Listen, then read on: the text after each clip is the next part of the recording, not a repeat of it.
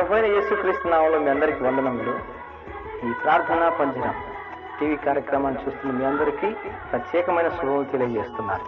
దైవజనులు సుధాకర్ గారు దేవుని యొక్క వర్తమానాన్ని మీకు అందిస్తున్నారు.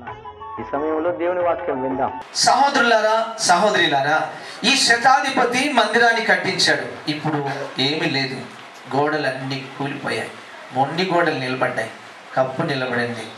అసలు ఆ కపెర్నహూముకు ప్రభు చిత్తమైతే మీరు ప్రార్థన చేయండి, రాబోయే కాలంలో నాతో కలిసి మీలో వచ్చేవాళ్ళు వద్దురు. కానీ కపెర్నహూములో ఒక ఇల్లు ఉంటే కానీ, ఒక మనిషి ఉంటే కానీ మీరు చూస్తే ఆశ్చర్యపోతారు. ఇల్లు లేదు, మనిషి లేడు, గోడలండి కేవలము కొండరాళ్లతో కట్టబడిన మొండి గోడలు నేలమట్టానికి అయిపోయి మిగిలిపోయాయి.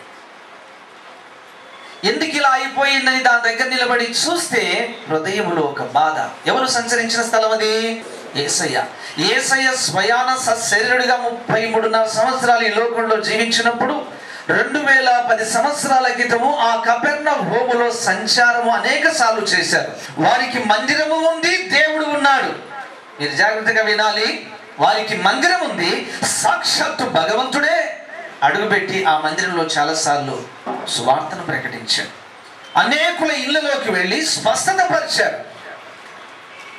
ఈ శతాధిపతి కబురు పెట్టి పంపిస్తే ప్రభు అన్నాడు, నేను వస్తా, అతని దాసుని స్వస్థపరుస్తానని నడిచి వెళుతున్నాడు. ఆ మధ్యలోకి వచ్చిన తర్వాత దాసులను పంపించాడట. ప్రభువా, నీవు నా ఇంటికి వచ్చేటప్పుడు నేను పాత్రుడును కాను ప్రభువా, కాకనే నా సేవకులు నీ దగ్గరికి పంపించాను, యూదులలో పెద్దలను పంపించాను.